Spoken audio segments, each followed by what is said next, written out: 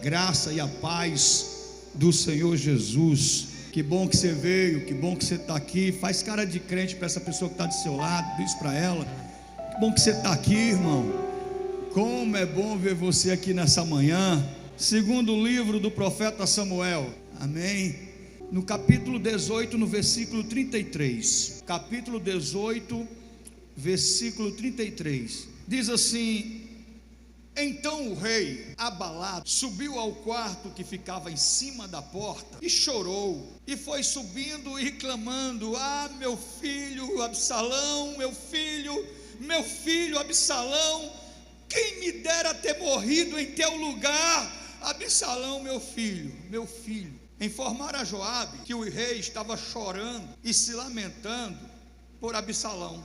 Para todo o exército, a vitória daquele dia se transformou em derrota, se transformou em luto. A vitória que se transformou em derrota, em luto, porque as tropas ouviram dizer: o rei está de luto por seu filho. E naquele dia, o exército ficou em silêncio na cidade, como fazem os que fogem humilhados da batalha. O rei, com o rosto coberto, gritava: ah, meu filho Absalão, Absalão, meu filho. Então Joabe entrou no palácio e foi falar com o rei: hoje humilhaste todos os teus soldados, os quais salvaram a tua vida, bem como a de teus filhos e filhas, e de tuas mulheres e concubinas. Amas os que te odeiam, e odeias os que te amam. Hoje deixaste claro que os comandantes e os seus soldados nada significam para ti. Vejo que ficaria satisfeito se hoje Absalão estivesse vivo e todos nós mortos. Agora vai e encoraja teus soldados. Juro pelo Senhor que, se não fores, nenhum só deles permanecerá contigo esta noite, o que para ti será pior do que todas as desgraças que já te aconteceram desde a tua juventude. Então o rei levantou-se, sentou-se junto à porta da cidade. Quando o exército soube que o rei estava sentado junto à porta, todos os soldados juntaram-se a ele. Amém? Nós estamos diante, entre todos os fracassos da vida do rei Davi, porque ele foi o maior rei da história de Israel, é um rei que é lembrado e celebrado até hoje.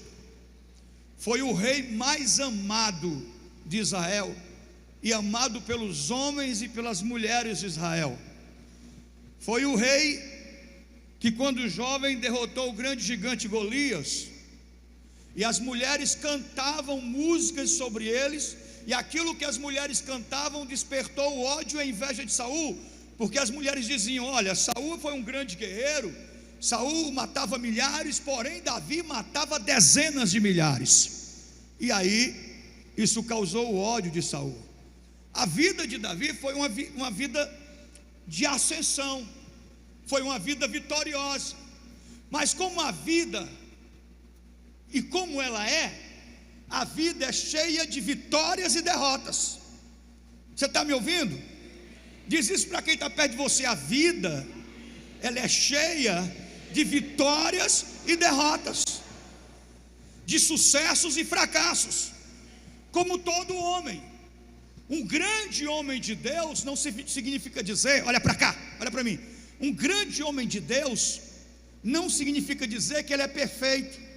Ele é humano, e faz aquilo que todo humano faz, e sofre todas as situações que todo humano sofre. Davi foi um homem em que a Bíblia o define, em certo momento da sua trajetória, como um homem segundo o coração de Deus. Deus disse para o profeta Samuel: eu escolhi um rei, escolhi um homem que é segundo o meu coração, Wagner. Segundo o meu coração. Quer dizer, Deus amava Davi de uma maneira única, especial, acreditava em Davi. Mas num certo momento da sua vida, Davi fracassou. E o seu maior fracasso e mais importante fracasso, olha para cá, foi o seu fracasso espiritual.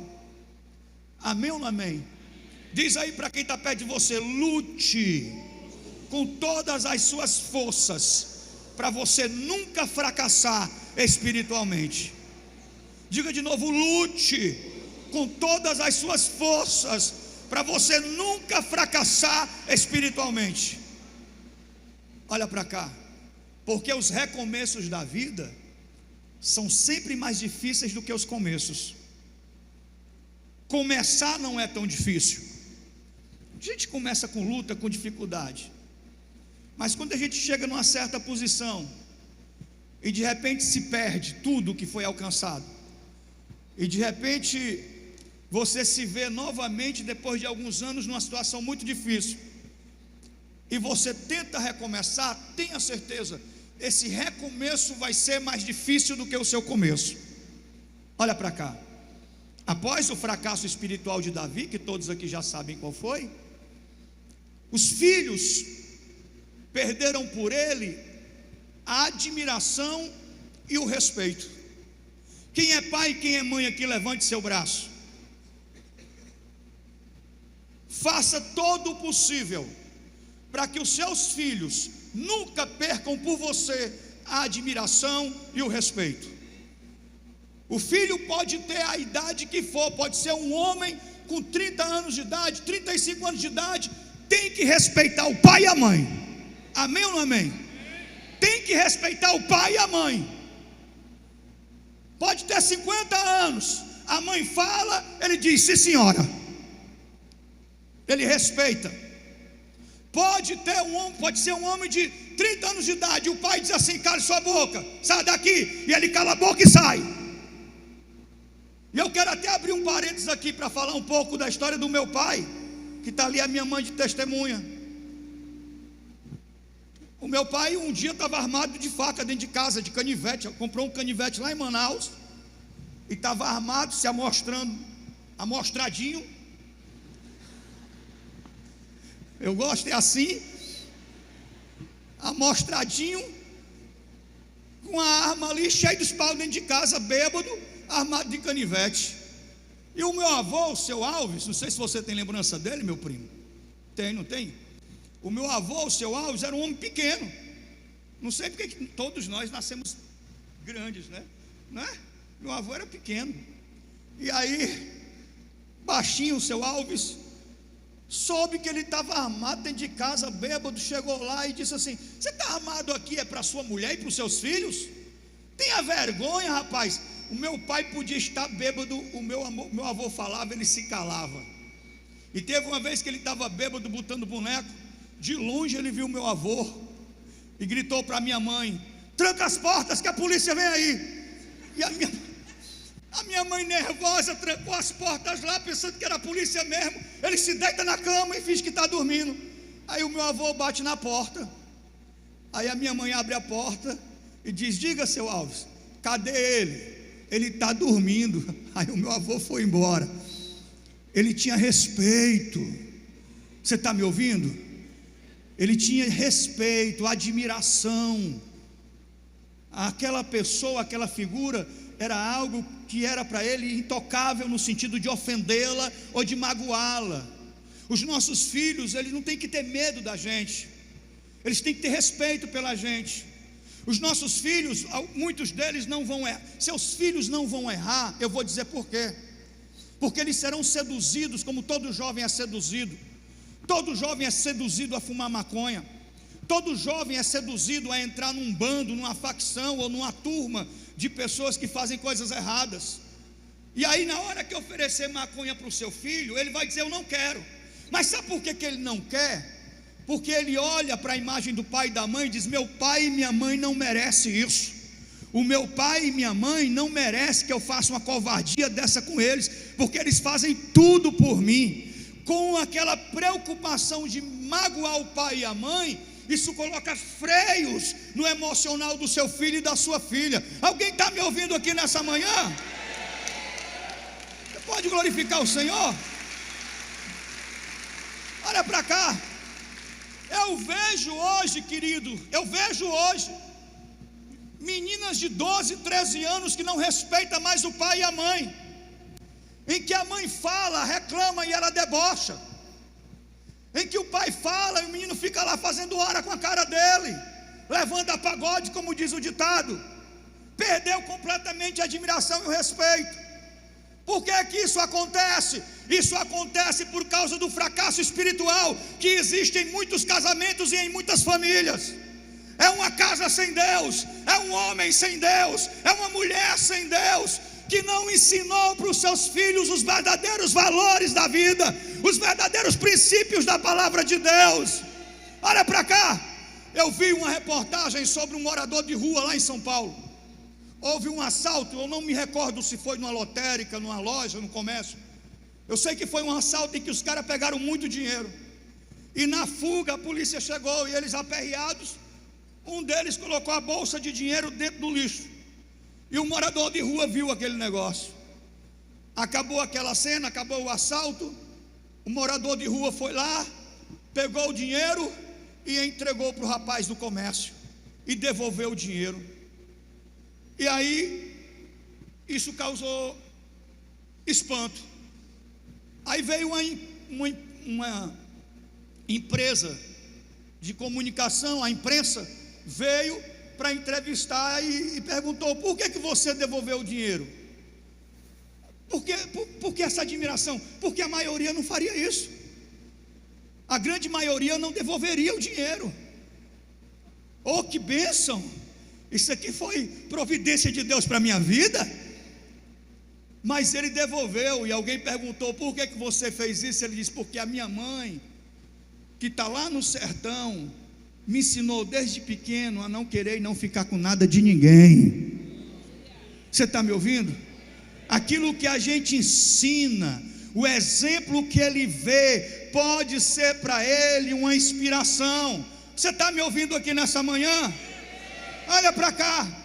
Algum tempo atrás uma mulher chegou aqui com uma menina de 13 anos, dizendo: a pastora só quer andar nua, ela não me respeita, ela é assim, ela é daquele jeito, ela é endemoniada, põe a mão na cabeça dela, expulse o demônio. A menina olhou para mim e disse: pastor, eu posso falar? Eu digo: pode. Essa mulher todo dia leva um homem diferente para dormir lá em casa, ela não tem moral para falar de mim. Alguém está me ouvindo? Amém ou não amém? A gente quer impor, olha para cá, a gente quer impor a filosofia do que eu faça o que eu falo, mas não faça o que eu faço. Faça o que eu falo, mas não faça o que eu faço. Mas ele vai fazer o que você faz. Para toda menina, sua fonte de inspiração é a mãe. É a mãe, a fonte de inspiração de toda menina. Ela vai ver você se maquiando, ela vai querer se maquiar com 3 anos de idade. Ela vai querer passar batom, brinco. Não estou criticando, estou falando de exemplo, tá? Estou dizendo que é errado colocar brinco, batom, isso não tem nada a ver. Estou citando um exemplo. O filho vai olhar para o pai e o pai vai ser a inspiração. Quando o pai for para o campo jogar bola, ele quer jogar bola com o pai. Alguém está me ouvindo aqui? Por que muitos advogados são filhos de advogados? Por que muitos médicos são filhos de médicos? Famílias inteiras, todo mundo da família é médico, porque alguém naquela família foi fonte de inspiração. E nós precisamos também ser uma fonte de inspiração para os nossos filhos, porque eles podem até fazer as escolhas erradas, eles podem até tomar as decisões erradas, eles crescem e dizem assim: eu já sou de maior, eu tenho a minha vida, você não pode mais, pai, mãe, você não pode mais interferir na minha vida, eu faço minhas escolhas, eu tomo minhas decisões, se eu me arrebentar, pode deixar, não precisa se preocupar comigo. Eles podem até fazer escolhas erradas e tomar um rumo errado na vida, mas lá na frente eles vão se lembrar da sua fé, do Deus que você serve. E quando eles estiverem na sua pior hora, no seu pior momento, eles vão orar e clamar pelo Deus do meu pai, pelo Deus da minha mãe: Senhor, me ajuda a sair dessa situação. Alguém está me ouvindo aqui nessa manhã? Olha para cá. Davi perdeu o respeito e a admiração dos seus filhos. Ele não tinha moral para corrigi-los. E aí a coisa desandou, porque um dos filhos do rei simulou que estava doente, para que a irmã fosse na casa dele cuidar dele, e ele foi lá e abusou da própria irmã, violentou a própria irmã. E aí a menina ficou humilhada. Ninguém em Israel queria mais casar com a menina, porque a menina tinha sido estuprada, violentada pelo próprio irmão, o filho do rei. E a conversa chegou nos ouvidos do rei. Amnon violentou a própria irmã, e ele deveria ser corrigido, ele deveria servir de exemplo, mas o rei empurra o problema para debaixo do tapete. E Absalão, que quando nasceu o pai colocou o nome de Absalão. Absalão significa Absalom. Davi segurou o filho nas mãos. Você já segurou seu filho pequenininho nas mãos? Davi segurou o filho nas mãos e disse: o teu nome será Absalom, aquele que promove a paz. Mas aquele que nasceu com o propósito de promover a paz foi aquele que promoveu a guerra, porque ele foi até o pai e disse: pai, o senhor tem que punir Amnon, pai, o senhor tem que fazer alguma coisa. A menina está com a vida arrebentada, ninguém quer casar com a menina, ela está humilhada, ela não sai de casa, ela está com uma depressão profunda, pai, ela está pensando em se matar, o senhor tem que fazer alguma coisa. E Davi não fez nada. Então Absalão ficou envenenado, com ódio, e disse: eu vou matar esse cara, eu vou tirar a vida desse cara. Planejou um almoço, convidou todos os filhos do rei para o almoço, e quando o Amnon estava sentado à mesa, Absalão foi lá e assassinou seu próprio irmão. Uma desgraça, uma tragédia na família do rei. Davi, quando soube da morte de Amnon, rasgou suas vestes, gritou, rolou no chão, gritando, uivando. E então Davi disse: eu nunca mais quero ver Absalão na minha frente. Esqueça que você tem um pai. Diga isso para quem está perto de você. Nunca fale isso. Nunca diga isso. O inimigo vai se aproveitar dessa palavra. Esqueça que você tem uma mãe. Esqueça que você tem um pai. Ei, mãe, esqueça que você tem um filho. Está repreendido, Satanás. Está me ouvindo? Davi disse: nunca mais quero te ver. Eu devia te matar, mas eu não vou te matar não, vou te mandar para longe daqui. Eu vou te mandar para o exílio. Eu vou te mandar para o ostracismo. E Absalão foi levado para longe. Muitos anos se passaram, e Absalão mandava cartas para Joabe, dizendo: Joabe, já sofri tanto aqui, Joabe, a coisa está tão difícil para mim. Diz para o meu pai que me receba. Diz para o meu pai que eu preciso ter um momento com ele para a gente conversar. E se ele quiser, depois dessa conversa, se meu pai quiser me matar, que me mate. Mas eu quero olhar nos olhos do meu pai e quero conversar com ele. Deixa o meu pai, fala com o meu pai para ele me trazer de volta, Joabe. E Joabe foi lá e convenceu Davi para que Absalão voltasse de novo para Jerusalém. E Davi permitiu e disse: olha, ele pode até voltar para a casa dele aqui em Jerusalém, ele pode até seguir a vida dele aqui, mas que ele não tenha contato, eu não quero conversa com ele.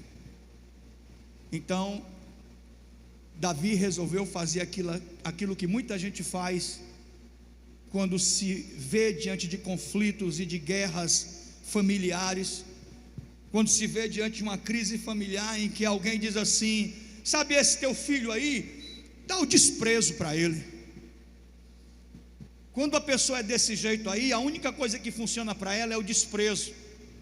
O desprezo é a dose certa, o desprezo é o remédio, mas o desprezo é uma dose mortal. Alguém está me ouvindo aqui?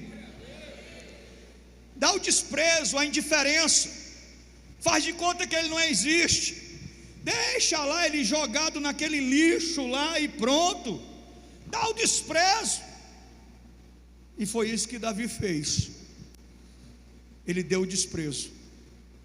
Então Absalão volta, e 2 anos após a volta de Absalão, e muitas tentativas de reencontrar o pai, de estar com o pai. O seu pai era o rei Davi, era grande admiração, ele queria a chance de ser perdoado. Alguém está me ouvindo aqui? A chance de ser perdoado. Diz aí para quem está perto de você: as pessoas mudam. O sofrimento, os fracassos, as tragédias, as pessoas mudam. A gente alimenta uma memória fotográfica. Então a gente acha que as pessoas sempre vão ser do mesmo jeito. Pau que nasce torto. Você já ouviu isso? Pau que nasce torto, morre torto. É porque o carpinteiro não passou a plana. Porque se o carpinteiro passar a plana nele, ele se endireita. Alguém está me ouvindo aqui nessa manhã? Ou aquele outro ditado que diz: filho de peixe, peixinho é. Mas isso, irmão, não pode e não vai ser nunca uma regra na minha vida ou na sua. Isso não é regra para a minha família e nem regra para a sua família. Alguém está me ouvindo aqui? Olha para cá.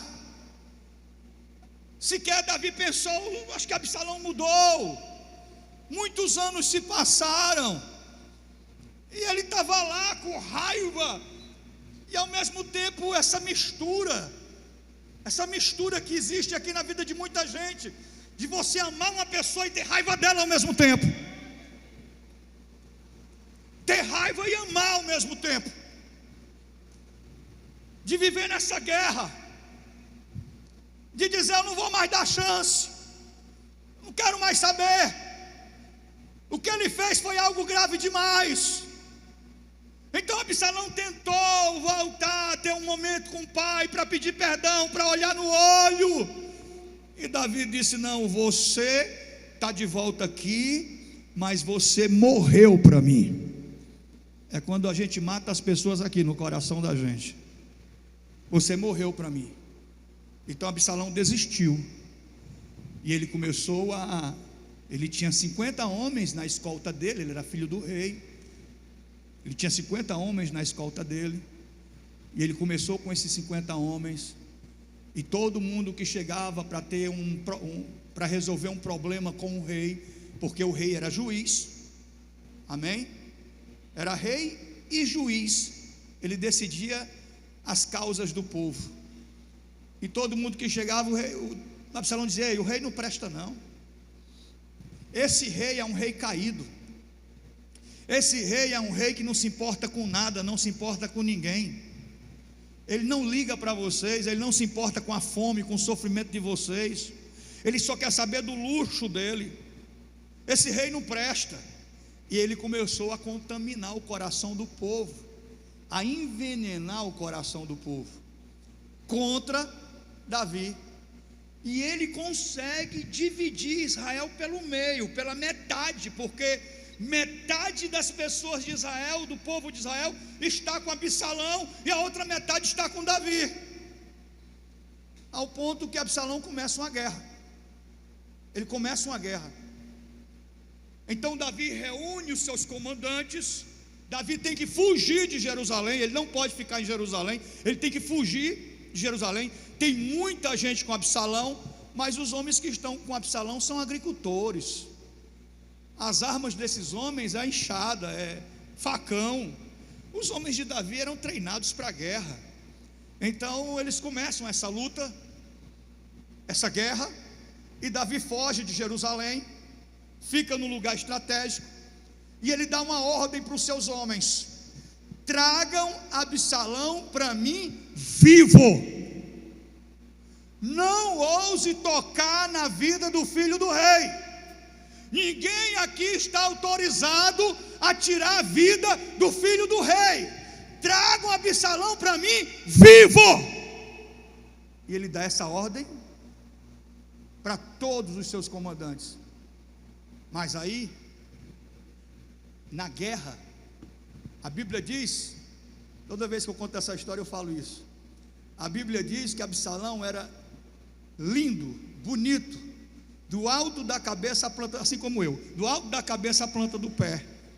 Brincadeira. Os cabelos de Absalão chegavam no chão, porque ele era nazireu, era o voto, ele tinha feito um voto. O pai dele tinha feito um voto, ele era nazireu. Então o cabelo ia do alto da cabeça ao calcanhar. Tinha que amarrar, fazer tranças no cabelo. Nenhum ator desse de cinema se compara a Absalão. Mas na guerra, os homens de Absalão começam a morrer, a perder a guerra, porque não são homens preparados para isso. E Absalão começa também a perder a guerra. E os homens começam a fugir, e Absalão começa a fugir. E quando Absalão está fugindo, ele está fugindo numa mula, e aí tem uma árvore, e os cabelos de Absalão se engancham, ele fica enganchado pela cabeça, ele fica pendurado naquela árvore, e a mula passa direto. Então os homens vêm, cercam e dizem: é Absalão, e manda chamar Joabe. E quando Joabe chega, eles matam Absalão, eles transpassam o peito de Absalão com uma espada e matam o filho do rei. Então o rei está ali esperando notícias. Ele não está preocupado com o reino, ele não está preocupado com a guerra, ele não está preocupado nem com ele mesmo. Ele quer saber: cadê meu filho? Mas aí os homens chegam e dizem que seja feito com o filho do rei, que seja feito com todos os inimigos do rei, o que foi feito com Absalão. Absalão está morto.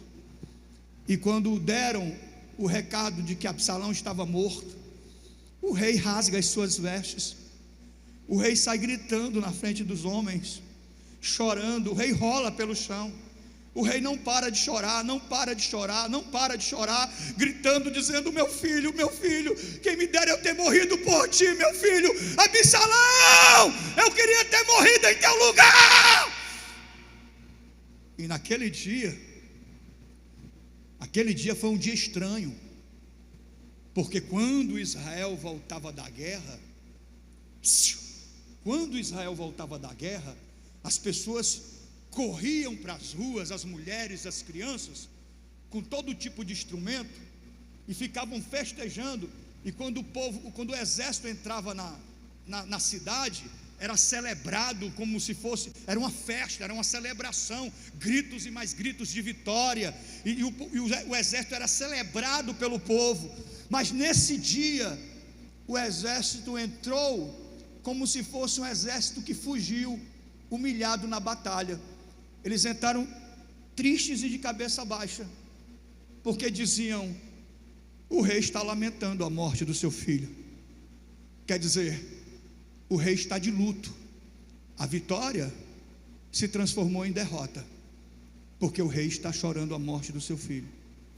Então Joabe soube disso, que o rei estava no seu quarto chorando, lamentando, e os homens estavam tristes, porque afinal de contas eles venceram a guerra.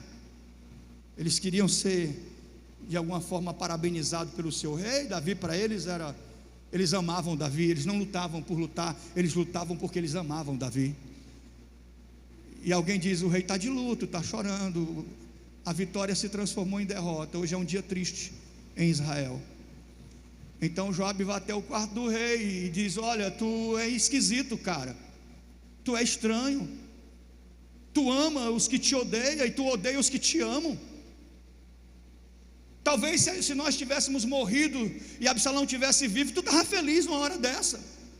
Se Absalão tivesse matado tuas filhas, teus filhos, tuas esposas, tuas concubinas, tu estava feliz numa hora dessa. Mas como fomos nós que vencemos, tu está aí triste. Agora eu te digo, Já aconteceu muita desgraça na tua vida, mas desgraça maior é se tu não sair agora e falar com teus homens, porque nenhum sequer ficará contigo. Mas o rei não tem força, porque o rei era para chegar ali diante dos seus homens e levantar a espada e fazer dar um grito, um brado de vitória. Olha para cá, porque era isso que os reis faziam. Chegava na frente do exército e dava aquele brado de vitória, e eles se abraçavam. Mas algumas pessoas dizem assim: o rei está sentado lá na porta da cidade. Estava lá o rei Davi, sentado de cabeça baixa, triste. Então o seu exército vem, cercam Davi, chegam perto deles e ficam ali calados na presença do rei, porque eles reconhecem que o rei está sofrendo. Amém ou não amém? Olha para cá, nós temos que ter o cuidado para que na nossa vida as vitórias não se transformem em tragédias. Nenhuma vitória, nenhuma ascensão, pode ser ela de qualquer forma, profissional, nenhuma ascensão, você chegar num ponto da sua vida que você tentou chegar, ou conquistar aquilo que você desejou conquistar, nada disso vale a pena se existe o fracasso de uma família. Alguém está me ouvindo? Diz aí: nada, nenhum sucesso, nenhuma conquista vale a pena se você deixa a sua família destruída. Nenhuma conquista vale a pena se você deixa a sua família no sofrimento. Alguém está me ouvindo aqui nessa manhã?